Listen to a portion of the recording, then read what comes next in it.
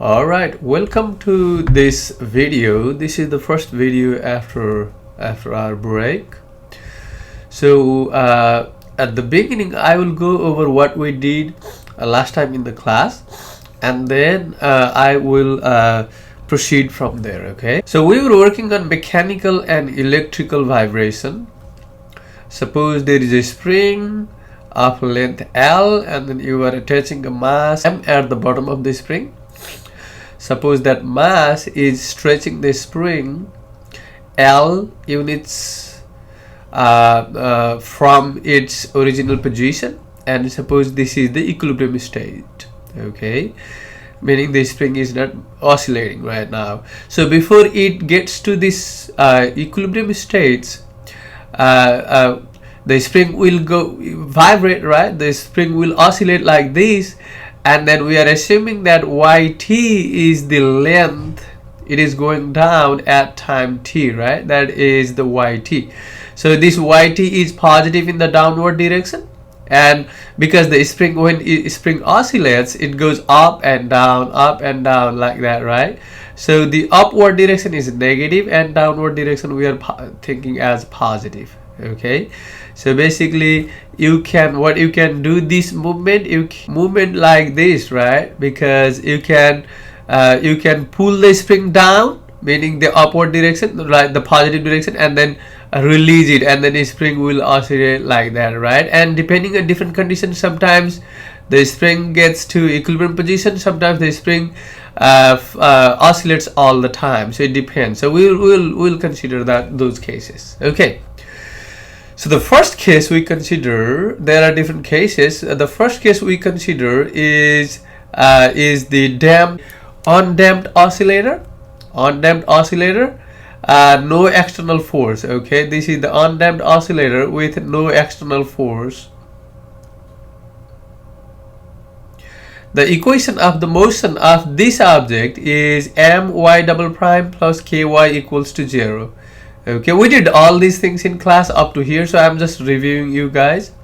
So to solve this, we find out the eigenvalue. How do you find out the eigenvalue? What we do is you do m and then lambda square plus k equals to 0. That's what you do, right? And then when you solve it, you got lambda equals to plus minus I under the root k over m.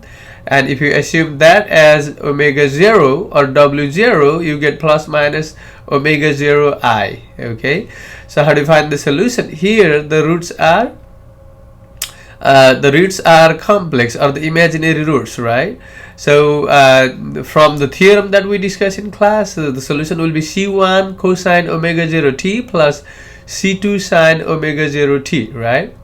And if you write this in the phase amplitude form, then what you do is you substitute c1 as r cosine delta and c2 as r sine delta, and if you plug in back here for c1 and c2, you will get yt equals to r cosine omega 0 t minus delta. This form we call, this is the phase amplitude form of the motion, right? Where r equals to under the root c1 square plus c2 square, that is called amplitude of the motion, and delta equals to tangent inverse c2 over c1, that is called the phase or the phase angle of the motion. So in this case, the motion will not the oscillation will not stop, meaning that it will continue oscillating all the time with the same amplitude. Okay, constant amplitude. So so here, how do we say that? Because if t tends to infinity, then cosine will become between positive 1 and negative 1, right? And then it can go up to r, that is the that is called the amplitude. So it can go up to length r, that is the amplitude r. Okay, and it keeps oscillating all the time. Okay, so the period of the motion is t equals to 2 pi over omega 0, that is 2 pi times root under m over k. If you remember that, what is the period? Period is this length of the time, right? This length of the time we denote by t. All right, and amplitude is again this height of the oscillation, that is the amplitude, and phase or phase angle is the delta. Okay, that is tangent inverse C2 over C1. How do you denote phase or phase angle?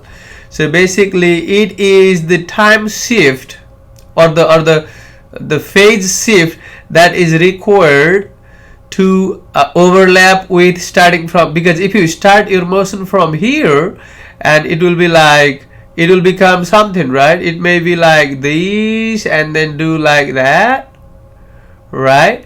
So it is basically this shift, how much shift you should push this starting not from the equilibrium, how much shift do you need to overlap with the motion that is started from the equilibrium. Okay, that is a shift. We discussed that in the class too.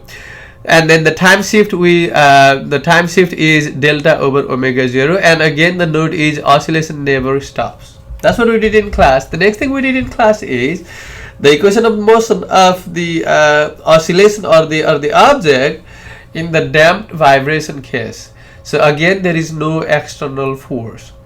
So in this case the equation is my double prime plus gamma y prime plus ky equals to 0. And to find out the equilibrium point, what we do is you do m lambda square plus gamma lambda plus k equals to 0. You solve this using the quadratic formula, right? So this is what you get. These are the eigenvalues, and so if the quantity under the root is equals to 0, then what you get? You get lambda equals to negative gamma over 2m. That we call critically damped harmonic motion. That's what we call for this case. Okay, in this case lambda is minus gamma over 2m, which is negative, meaning we get two repeated negative real roots, right? Real negative and repeated roots. So solution is from that theorem that we discussed, yt equals to e to the negative gamma t over 2m c1 plus c2t. The second case is if gamma square minus 4km is greater than 0, we call overdamped harmonic motion. Okay, and we get two distinct real eigenvalues. We get lambda 1 and lambda 2, where yt equals to c1 e to the lambda 1 t from here, right? What is the lambda 1? It is negative gamma plus that thing, and then plus c2 e to the lambda 2 t will be negative of that.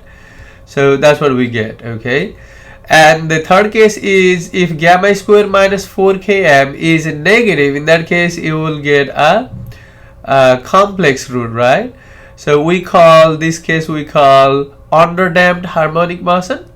In this case we get two complex eigenvalues, mu plus I nu, where mu is negative gamma over 2m, that is negative, and gamma is 4km minus nu square over 2m, that is positive value. That's the gamma, and then I comes outside there, right? So mu plus I nu. Okay, the solution in this case is yt equals to e to the negative gamma t over 2m, and then parenthesis c1 cosine nu t plus c2 sine nu t. So if you want to further change into the form that we got here, we need to substitute c1 is r cosine delta and c2 is r sine delta. That implies yt equals to r e to the negative gamma t over 2m times cosine nu t minus delta. That's what we get. And from here you can see that when t tends to infinity, then since this is e to the negative, so the whole thing goes to 0, because when t tends to infinity this will oscillate between negative 1 and positive 1, and this will make that 0, yt is 0. So we did some cases there in the class to compare with this one, right? So if you remember that, so we found nu over omega 0, right? We found nu over omega 0 and discuss something. Also we did td over t and then did some conclusion there, but in all cases the motion always dies out over time because of the damping. Okay, because of the damping force the motion always die out over the time. Okay, The example related to the case, this case, we will take one example for each case here, is like this. Example is a 16-pound object stretches a spring 8-9 feet and then no external force. A damper is attached to it that exerts a force of 12 pounds when the velocity is 2 feet per second. The spring is initially displaced 6 inches upward from its equilibrium position and given an initial velocity 1 feet per second downward. Set up an initial value problem and then solve. This is the example. Okay, there is a damping because what it says is a damper is attached to it that exerts a force of 12 pounds when the velocity is 2 feet per second. So we'll find out the gamma, value of the gamma from that. Okay, so let us list all the given things first. We have the weight is 16 pounds, right? We have L equals to 8/9. We have F, the no external force. F equals to 0. We have the damping force equals to 12. We have the y prime equals to 2. Okay, so to solve this problem, let us list the given things first. The weight of the object is 16.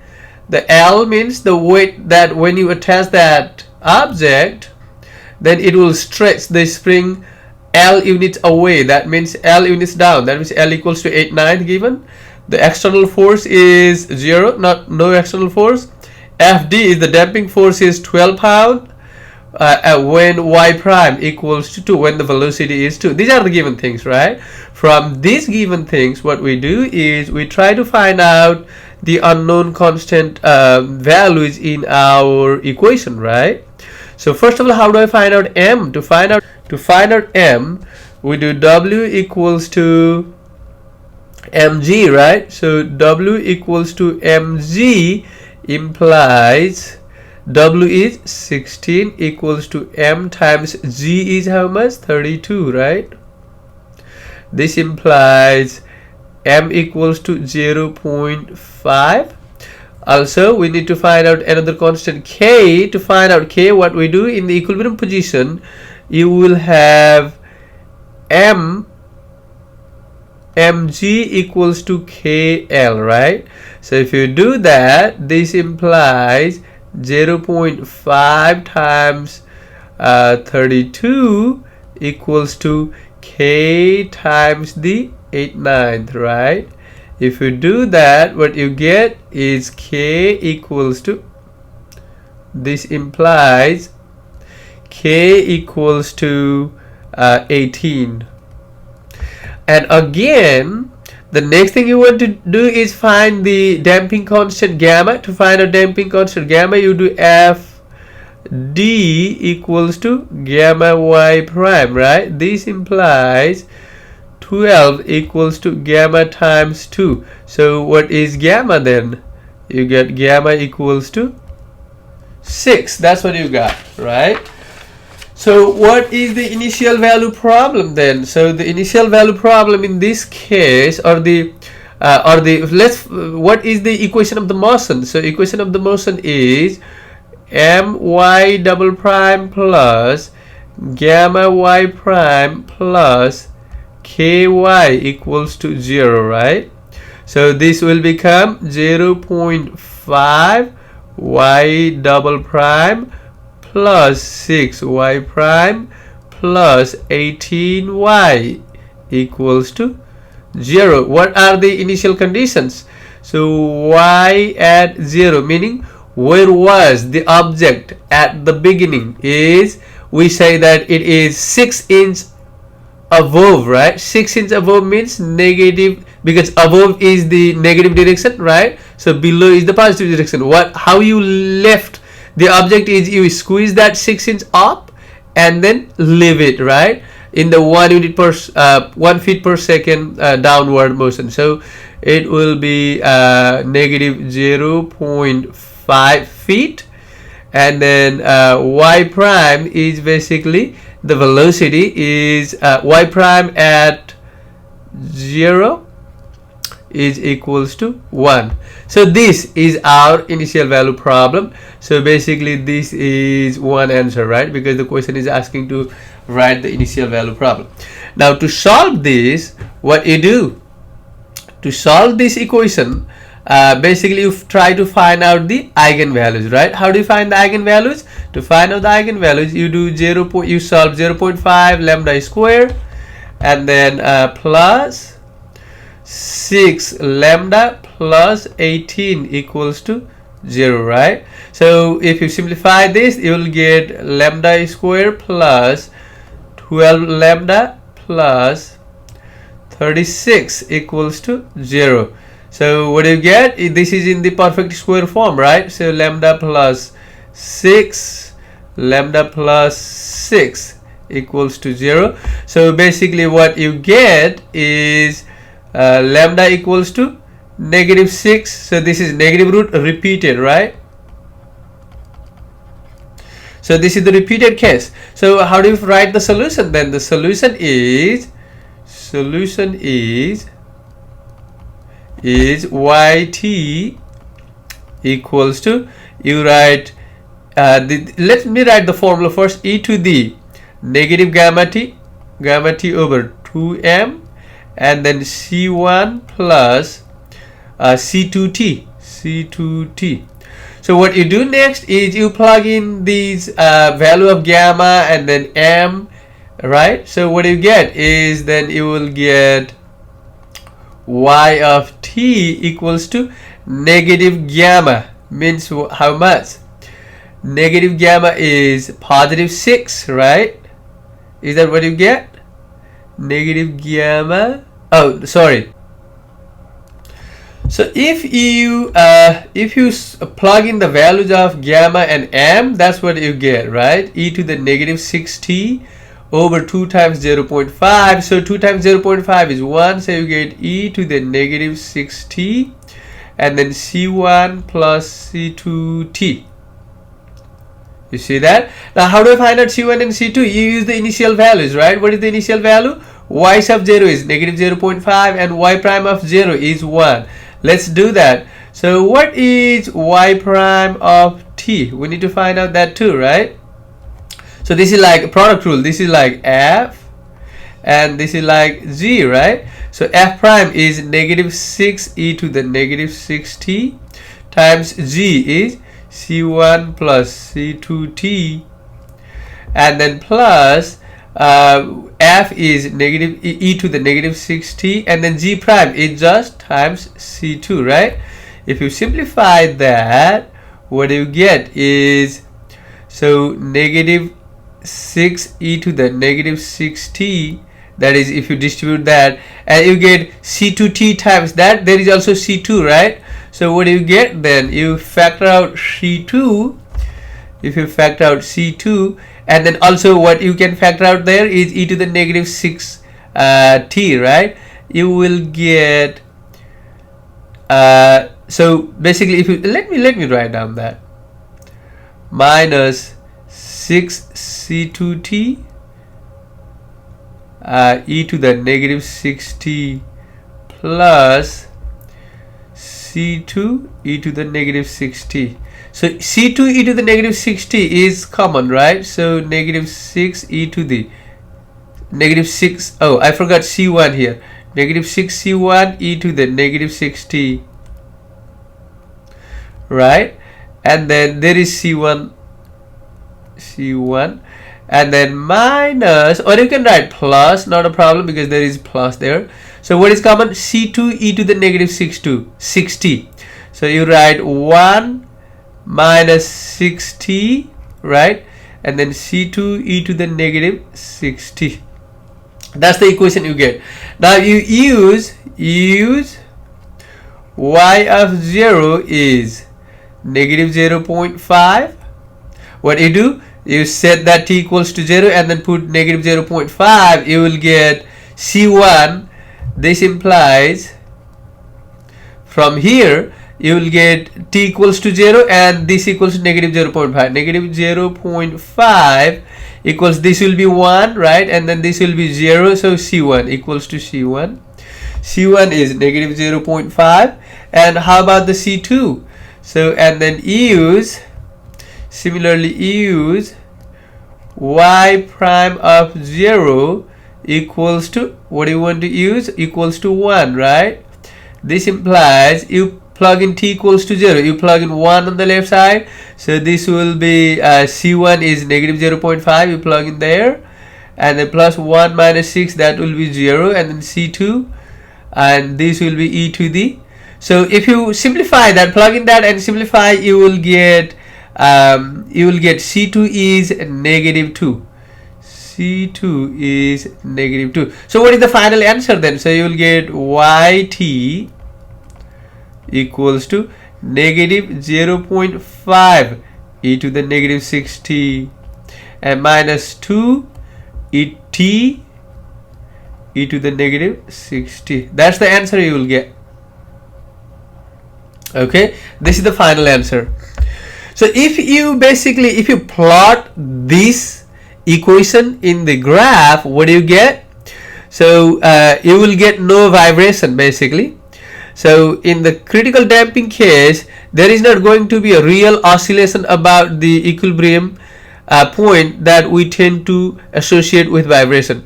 The damping in this system is strong enough to force the vibration to die out before it ever really gets to a chance to do much in the way of oscillation. That is the reason why your graph will not show any vibration there. Okay guys, thank you.